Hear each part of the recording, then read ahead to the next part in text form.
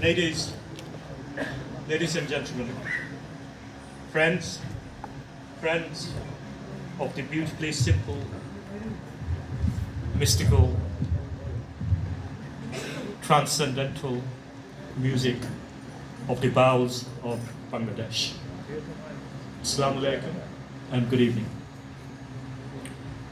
We gather today not merely to celebrate a great bowl, but to honor a unique, lost voice, a voice that has carried the heart of Bangladesh across the rivers, across the borders, and now across generations.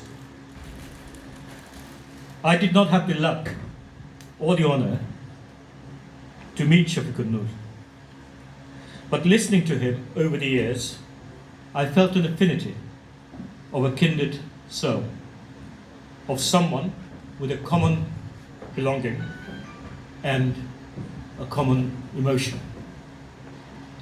Shafiqul Nur was born in 1943 in Sylhet, the land of the great bowels of Bangladesh, the land of Radha Raman, of Hassan Raza, of Durbin Shah, of Amiruddin, and of course, Shah Abdul Karim. What made him so special amongst this illustrious, renowned group was his mellow, tender, ethereal voice. A voice that knew pain, that had tasted love, that had tasted longing and separation. And with every subtle tremble of his voice, he pulled on multiple heartstrings of Bangladeshis across the land. When he sang, it brought a raw aching and a deeply human connection. His remarkable talent lay in his intuitive understanding of the Bangladeshi soul. And that can often be found in full display, whether in his performance of Baul classics of others or his own compositions.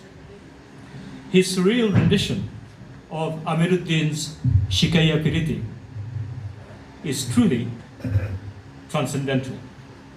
In his own work, he's writing an aria of the village opera of the story of Binon. In this, he sings of the mother who waits for the return of her beloved but befallen son. It's a heart-wrenching story of intense love, of a mother, a sister, and a wife who is new in marriage. The story is of faith and foreboding, a story of tragic death, a life that was reluctantly taken by a deadly snake and then returned through the power of the divinity's grace and his acceptance that love must conquer poison. Shafiqul Nur was also a pioneer in what we know as Maljura genre of music. It's a form of music that debates the finer points of faith and philosophy. It's a duet of opposing views, performed in impromptu, without preparation. It is poetic jazz. He, with the great Bowls, Shah Abdul Karim and Amiruddin, formed a camaraderie, a brotherhood that took this new, incredible art form to a joyful audience, humbled in admiration. Sadly, since their demise, the forthcoming generations would find it very hard to match the wisdom, the talent, or the wit of the great Bowls. What then is the legacy of Shafiqul Nur? He, of course, leaves treasures that enlightens us, that fills our heart with emotion, that connects us above materiality. Many young singers now find inspiration, who now gather in Bengali, Bangladeshi melas across the land and also across Bengali diaspora communities. They try to emulate his style, his spirit. Some listeners, me amongst them, upon hearing his voice,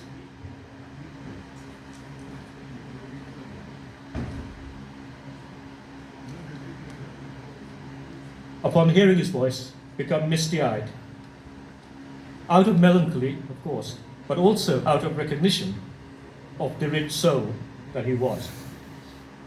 His tender voice and spirit reminds us that understanding another's pain is a form of love.